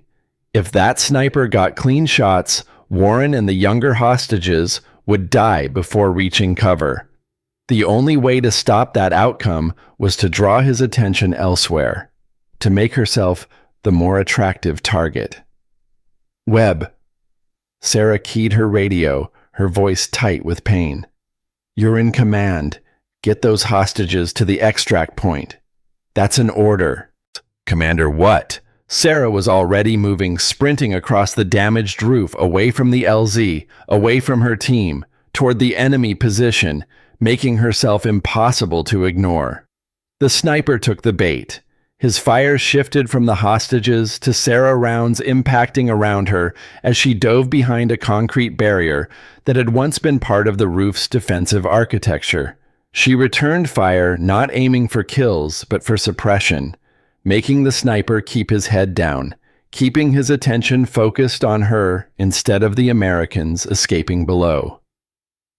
Reaper 1-6, Valkyrie 6. Sarah's voice carried the strain of someone fighting alone against impossible odds. I've got a sniper pinning down the LZ. I'm drawing his fire, but I need immediate support. Morrison's response was instant. Reaper 1-6 copies. Blackwell is shifting position now. 30 seconds that felt like an hour. Sarah fired, displaced, fired again from a new position. The enemy sniper was good tracking her movement and putting rounds close enough that she felt the impacts through the concrete. Her shoulder burned with every movement, blood loss making her movements slightly sluggish. Then Corporal Emma Blackwell's M110 spoke once. A single shot from 800 meters away. The enemy sniper pitched backward and moved no more. Sarah slumped against her barrier, breathing hard. Good shot, Reaper. Outstanding shot. But she wasn't done yet. Through a gap in the debris, she could see her team reaching the LZ, could see the helicopters approaching their rotors, beating the air into submission, could see safety just 200 meters away. And between her and safety, an entire enemy force was realizing that most of the Americans had escaped and only one was left behind on the damaged roof. Sarah checked her ammunition. 2 magazines remaining, maybe 60 rounds total. Against 20-plus enemy fighters who would be coming for her any second now. She touched her father's trident one last time. Sorry, Dad. Did my best. Then Morrison's voice cut through her radio, angry and determined. Commander, you stay right where you are. I'm coming for you. Negative, Reaper. That's a direct order. Get those hostages on the birds and get clear. With all due respect, ma'am, fuck your direct order. I don't leave commanders behind. Blackwell, you're in command. Get the hostages extracted. I'm going back for her. Sarah tried to protest, but Morrison had already cut his radio. She saw him break from cover, sprinting toward her position while laying down fire that forced the enemy to seek cover rather than advancing. He was going to die trying to save her, was going to throw his life away on a hopeless rescue that served no tactical purpose except satisfying some code of honor that demanded he fix his earlier disrespect. But Sarah couldn't deny that watching Gunnery Sergeant Jake Morrison charge through enemy fire, defying her direct orders to save her life, felt like a kind of redemption she hadn't known she needed. Morrison reached her position and dove behind the barrier, breathing hard but grinning like a maniac. "Ma'am, you really need to work on your extraction timing." "I gave you a direct order, Sergeant." "Yes, ma'am, you did. I'll accept whatever punishment you think is appropriate. After we get out of here alive." Together they laid down covering fire while retreating toward the LZ. 2 operators against 20-plus enemies wounded and low on ammunition, fighting for every meter of ground. A bullet caught Morrison in the arm, spinning him sideways. Sarah grabbed his gear and pulled him behind cover, returning fire with her last magazine, while the gunnery sergeant applied a hasty pressure dressing to his wound. "We're not making it to the LZ on foot," Morrison said, his Texas drawl strained with pain. "We need another option." Sarah's vision was starting to narrow from blood loss, but her mind was still tactical. "The helicopters can't land under this fire. We need to create distance and reduce the threat profile." She pulled out her last 2 grenades. Fragmentation. Useful for area denial, but not decisive against an entrenched enemy, unless... Sarah studied the building they'd just evacuated. Structurally compromised by the RPG hit. Eastern wall already collapsed. Supporting columns visible and damaged. Another substantial explosion in the right location might bring the entire structure down. And between them and the building was a 20-meter gap filled with enemy fighters. "Sergeant, how's your throwing arm?" Morrison followed her gaze and understood immediately. "You want to collapse that building on the enemy. It'll buy us time to reach the LZ. Maybe enough time for the birds to land and extract us." "That's insane, ma'am." "You have a better idea." Morrison checked his own grenade supply. 1 frag, 1 smoke. We'd need to get within throwing range, through at least 10 hostiles, while wounded, in broad daylight. "So we make a run for it. Use the smoke for concealment. You throw first, I throw second. We collapse that building and run like hell for the extract point while the enemy is dealing with tons of falling concrete." Morrison laughed, a sound that carried equal parts respect and disbelief. "You're absolutely crazy, Commander. Your father must have been a hell of an operator." "He was. Now let's finish this so I can court-martial you properly for disobeying orders." They moved together, Morrison popping smoke while Sarah provided covering fire. The white phosphorus created a wall of concealment that lasted maybe 30 seconds. They used every one of those seconds sprinting through enemy positions while bullets searched for them in the smoke. Morrison threw his grenade first, the frag arcing perfectly through the damaged wall into the building's interior. Sarah's grenade followed 2 seconds later, aimed at a supporting column that looked ready to collapse. Both grenades detonated within a second of each other. The building groaned, a sound like the earth itself protesting. Then physics took over, and 3 stories of Soviet concrete decided that gravity was an excellent idea after all. The collapse created a massive dust cloud, and enough chaos to make the enemy fighters forget about 2 wounded Americans sprinting for the LZ. Sarah and Morrison ran with the desperate energy of people who knew this was their last chance. The helicopters had landed rotors, still turning crew chiefs, waving them forward with urgent gestures. Sarah saw her team, saw the hostages already aboard, saw safety just 50 meters away. They made it to 30 meters when Morrison stumbled, his wounded arm finally giving out. Sarah caught him before he could fall, supporting his weight while they covered the last distance together. Hands reached out from the helicopter, pulling them aboard. The aircraft lifted immediately, not waiting for anything approaching a normal departure sequence. just up and away, trading altitude for distance from the enemy below. Sarah collapsed onto the floor of the helicopter, her shoulder and leg screaming protest. A medic was already working on her cutting away gear to access the wounds. Across from her, Morrison was receiving similar treatment, his face pale but determined. Dr. Warren, despite her own injuries and exhaustion, had crawled over to supervise the medical treatment. Pressure on that shoulder wound. She's losing blood faster than I'd like. Start an IV wide open. And someone check her for additional injuries. Sarah tried to speak, but Warren shushed her. You just saved my life, Commander.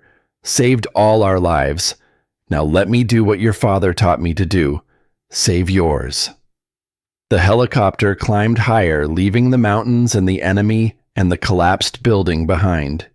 Through the open door, Sarah could see the dawn breaking across the Afghan landscape, painting the brutal terrain in shades of gold and red. She'd brought them home. All of them. 4 hostages, and every operator who'd deployed on this mission. Her first command operation, and she'd accomplished the impossible through tactical adaptation, institutional knowledge that the intelligence community had forgotten, and a willingness to sacrifice herself for her people.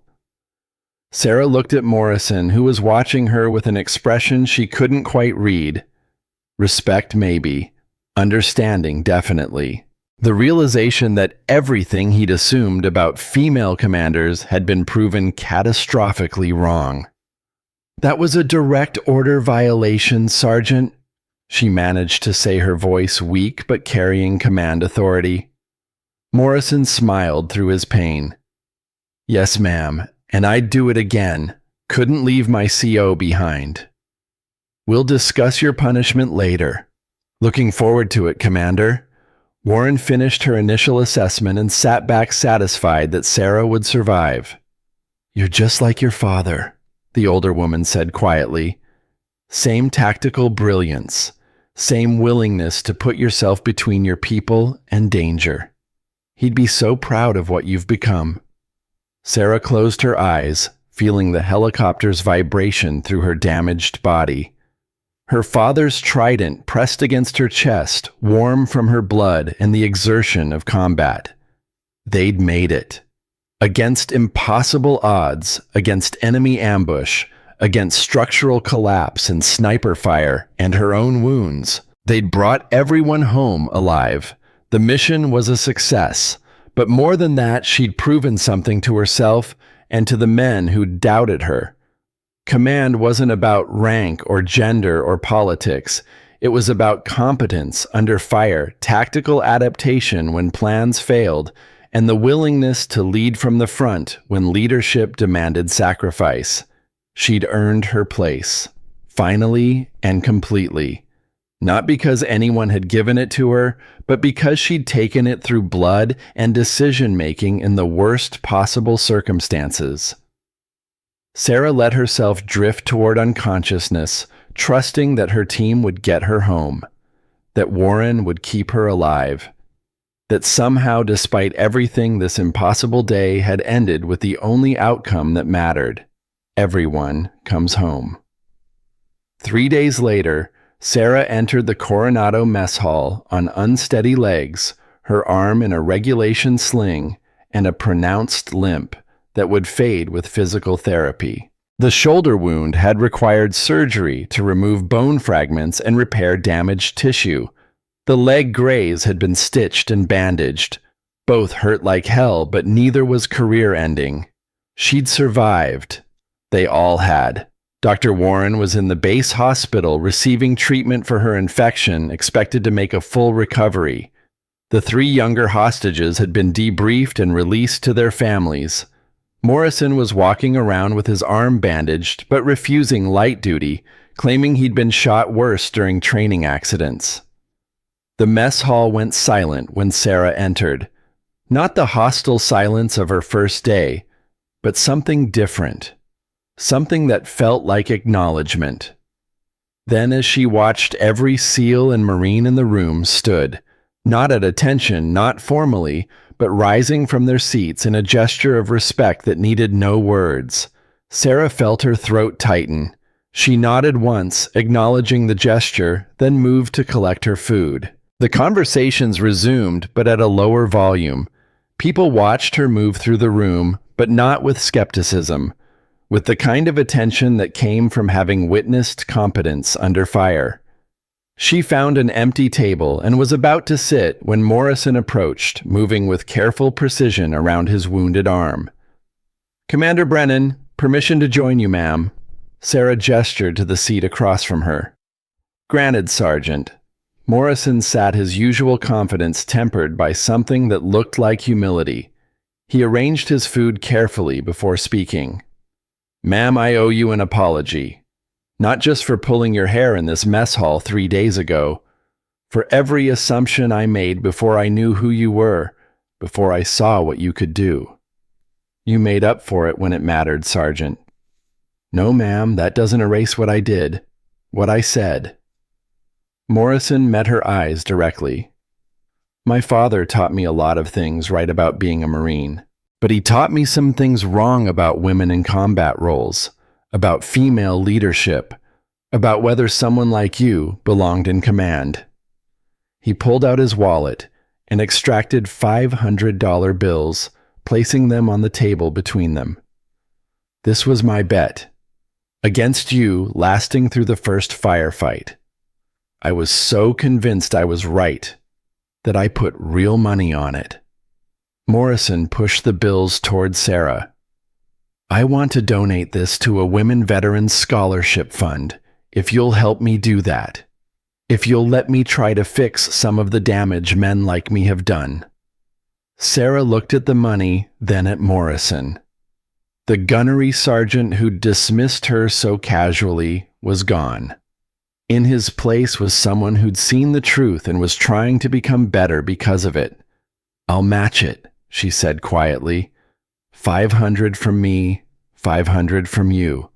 $1,000 toward helping the next generation of female operators get the training and opportunities they deserve." Morrison nodded, relief evident in his expression. "Thank you, ma'am, and thank you for not leaving me behind when you had every right to, when I'd earned being left behind through my own stupidity." "I don't leave people behind, Sergeant. That's not how I was trained. That's not the legacy my father left me. Your father would be damn proud of what you did out there, of who you've become." They ate in companionable silence for several minutes before Morrison spoke again. "Permission to speak freely, ma'am." "Always, Sergeant." "I requested a transfer. Want to serve under your permanent command if SEAL Team 7 will have a Marine attachment. Figure I've got a lot to learn about real leadership, and you're the best teacher I'm likely to find."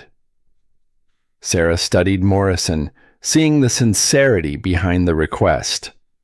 The man who'd pulled her hair and told her to fuck off was genuinely asking to serve under her command, to learn from someone he dismissed as incompetent based on nothing but gender. "I'll consider it, Sergeant, pending review of your conduct during the mission and completion of your medical recovery. If you're serious about this, I'll need you to understand that serving under my command means accepting that competence has no gender, that the best operator wins regardless of what's between their legs." "I understand, ma'am, and I accept those terms completely." Sarah extended her hand.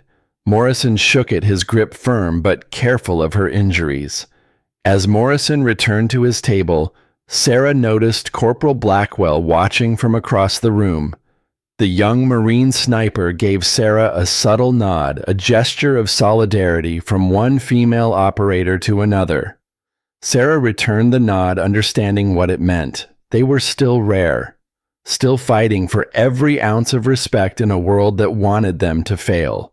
But they were winning, one mission at a time, one converted skeptic at a time. One perfect shot that proved capability trumped prejudice. Sarah finished her meal and disposed of her tray. As she walked toward the exit, she touched the pocket where her father's trident rested. The metal was warm as always, a reminder of legacy and sacrifice and the particular burden of following in footsteps that led to early graves, but also a reminder that some things were worth the cost, that proving yourself in the hardest possible circumstances was its own reward, that bringing people home alive against impossible odds was the purest form of command. Later that evening, Sarah sat alone in her office reviewing the after-action reports from the mission, recommendations for decorations, incident analyses, intelligence assessments of what had gone wrong with the original planning and how to prevent similar failures in the future. Her phone rang. The caller ID showed an unfamiliar number. Commander Brennan. Sarah, it's Elizabeth Warren. They're letting me make phone calls from the hospital. Sarah sat up straighter, ignoring the protest from her shoulder. Dr. Warren, how are you feeling?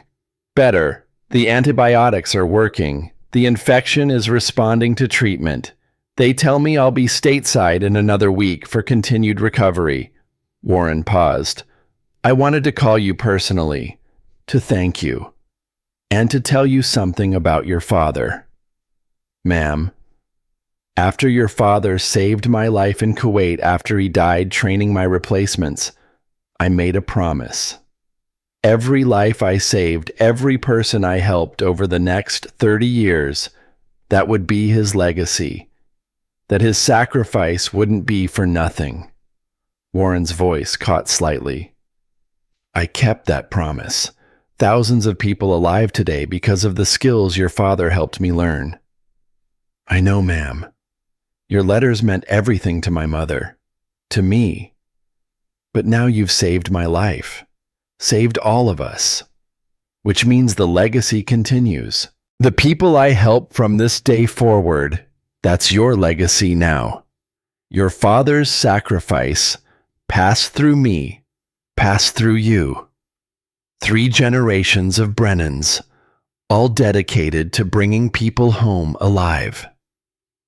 Sarah felt tears threatening but forced them back. That's the job, ma'am. That's what we do. It's more than a job, Sarah. It's a calling. And you answered it the same way your father did, with competence and courage and a willingness to sacrifice yourself for others. The trident you wear, you've earned it in ways most operators never will.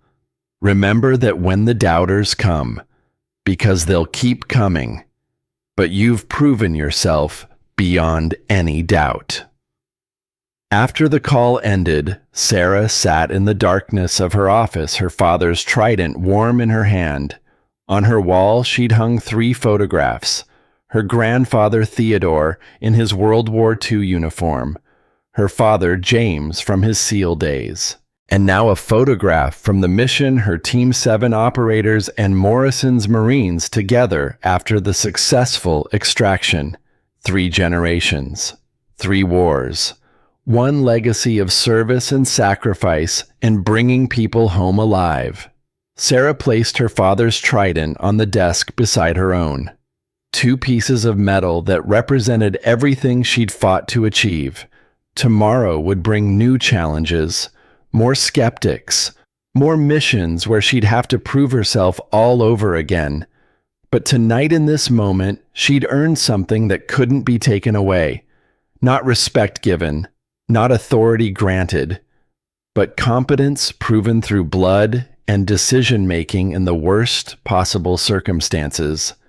She'd brought them home, all of them, and in doing so had proven that Commander Sarah Brennan hadn't just inherited her father's legacy, she'd surpassed it. The tridents caught the light from her desk lamp.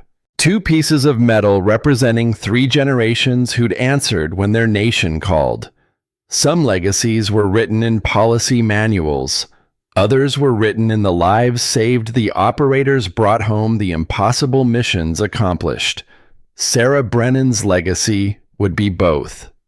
Earned through competence no one could deny. Proven in mountains where lesser commanders would have failed. Respect wasn't demanded. It was earned, and she'd earned it. Finally. Completely. Tomorrow would bring new challenges. Tonight she'd allow herself the satisfaction of knowing everyone had come home. And that, in the end, was all that mattered.